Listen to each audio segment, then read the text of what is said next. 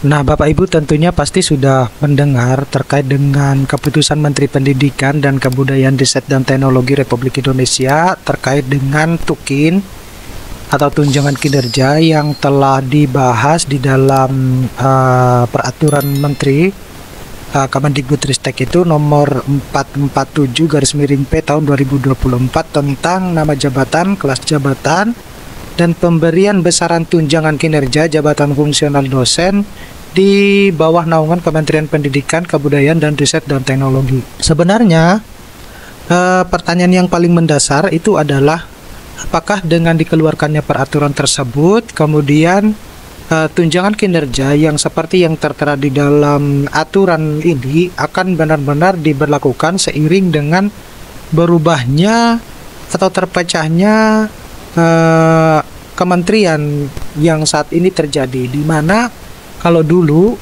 Kementerian Pendidikan, Kebudayaan, dan Riset dan Teknologi itu menjadi satu, sekarang itu sudah terpecah menjadi bahkan 3 menteri. Nah, itu yang kemudian banyak dipertanyakan oleh dosen terkait dengan pemberian tunjangan kinerja ini.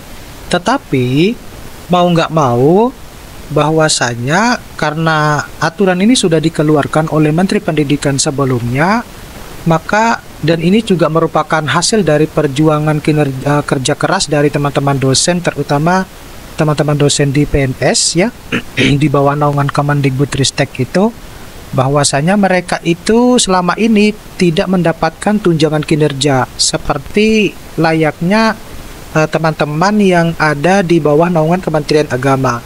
Nah, sedangkan PNS-PNS yang lain itu, yang di pemerintahan bukan dosen, itu mendapatkan tunjangan kinerja. Itu yang pertama. Yang kedua, dosen-dosen yang berada di bawah naungan Kementerian Agama itu sejak lama mereka sudah mendapatkan kinerja. Nah, bagaimana dengan nasib teman-teman dosen yang ada di bawah naungan Kementerian Pendidikan ini, kenapa kok tidak mendapatkan tunjangan kinerja? Itu yang menjadi pertanyaan mendasarnya ya, yang banyak dikhawatirkan. Tetapi saya tidak mau membahas begitu panjang lebar terkait dengan aturan pada yang dikeluarkan ini, yang nomor 447 ini. Di sini memang banyak tertulis tentang peraturan-peraturan ya.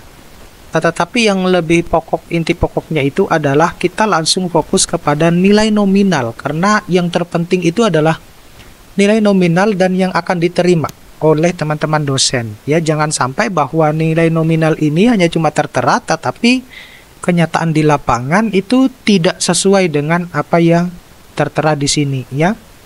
Jadi kalau kita lihat di sini, memang suratnya ini tertanggal 11 Oktober 2024 ya.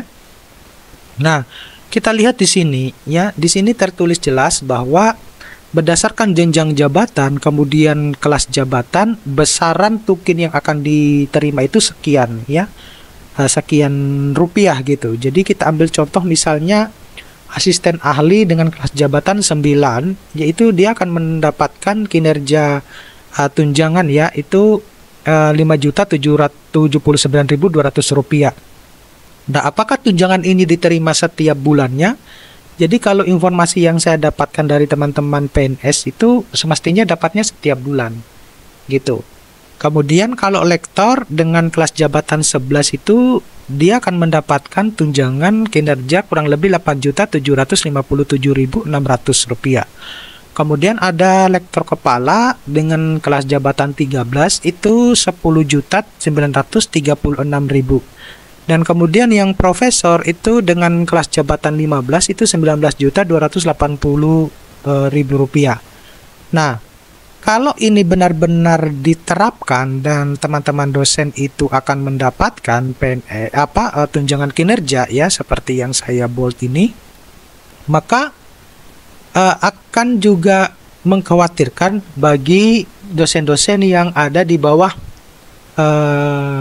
yayasan ya, atau PTS-PTS, di mana seperti kita ketahui bahwa PTS itu tidak memiliki kemampuan finansial selayaknya seperti pada teman-teman yang ada di PTN gitu.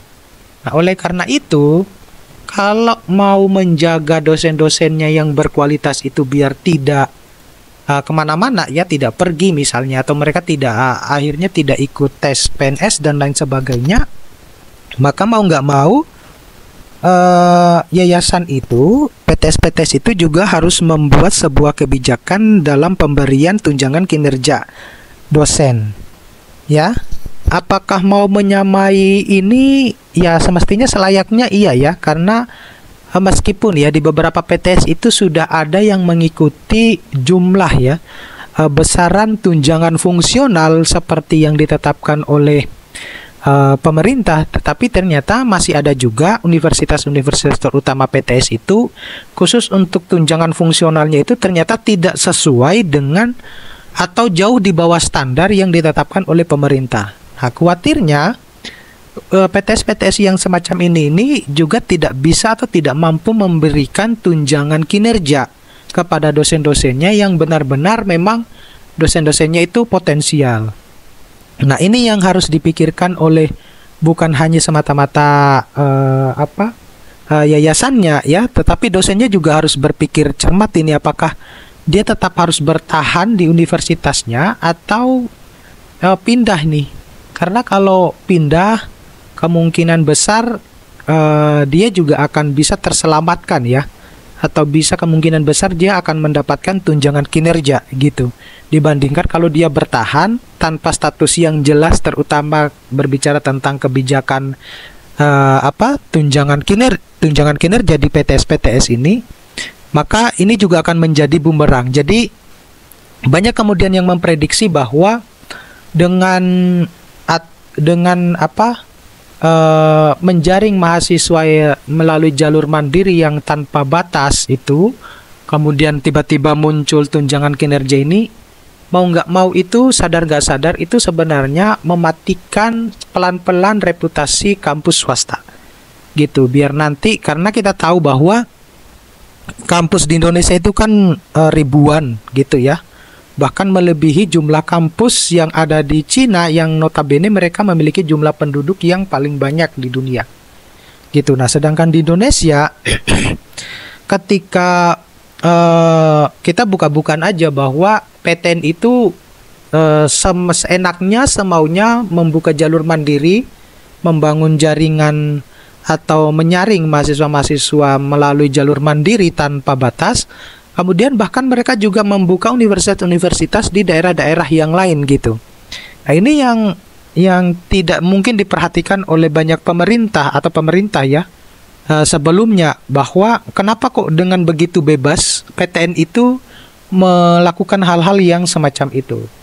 Nah, seringkali apalagi saat ini tuh ya bisa dikatakan bahwa reputasi PTN itu sebenarnya tidak baik juga gitu. Ya, seperti kasusnya pemberian gelar doktor yang begitu mudah gitu ya, apalagi di salah satu universitas prestisius ya, kita sebut saja karena sudah banyak dibahas ya, Universitas Indonesia.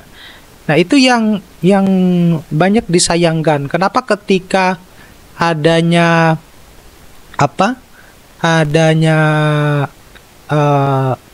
dinasti pemerintahan, bahkan mahasiswa UI kemudian beberapa universitas negeri itu turun jalan untuk menghalangi hal tersebut. Tetapi kenapa ketika kemudian UI memberikan gelar yang dengan mudah ya kepada pejabat, kok tidak dilakukan demonstrasi gitu? Kemana mereka yang selama ini bilang bahwa negara ini bukan hanya milik 1-2 orang? Ketika terjadi dinasti di DPR ya, DPR RI itu, kenapa juga mereka tidak melakukan demonstrasi ya? Kalau mereka berbicara tentang dinasti, artinya kita fair-fairan saja gitu. Sama halnya ketika terjadinya pemberian gelar doktor yang itu bahkan tidak mudah untuk kita raih ya, kemudian dengan mudahnya memberikan doktor dalam waktu kepada pejabat ya, menteri, dengan waktu hanya cuma 1,8 bulan gitu ya, 1 tahun 8 bulan gitu. Itu konyol sekali gitu, apalagi di universitas prestisius gitu. Nah, kenapa kok tidak demo gitu? Di mana mereka-mereka yang waktu itu demo gitu ya? Bahkan ada juga yang di salah satu YouTube yang menyatakan kalau kepulangannya Jokowi waktu itu ke Solo itu katanya nebeng gitu ya di pesawat TNI. Lah, yang ngomong itu salah satu lulusan di universitas ternama loh gitu. Yang kemudian juga yang berkoar-koar terkait dengan Indonesia darurat kalau nggak salah waktu itu ya. Nah sekarang ketika ada hal yang semacam itu, universitasnya kenapa kok nggak berkoar-koar? Itu yang banyak dipertanyakan juga oleh dosen-dosen yang lain gitu. Jadi negara ini lucu gitu ya. Ya, jadi kembali kepada topik utamanya. Jadi ini bukan kemudian bisa menjadi terpecahnya antara universitas ya, atau kemudian memunculkan banyak kegaduhan gitu. Tetapi dengan adanya muncul dengan nominal sekian, tentunya harapan dosen ya kita bisa menerima hal semacam ini ya, tetapi kenyataan di lapangan mungkin tidak gitu. Oke, mudah-mudahan ini bisa bermanfaat buat teman-teman dosen. Kita tetap semangat, sampai ketemu pada video-video berikutnya. Saya Iris, assalamualaikum warahmatullahi wabarakatuh.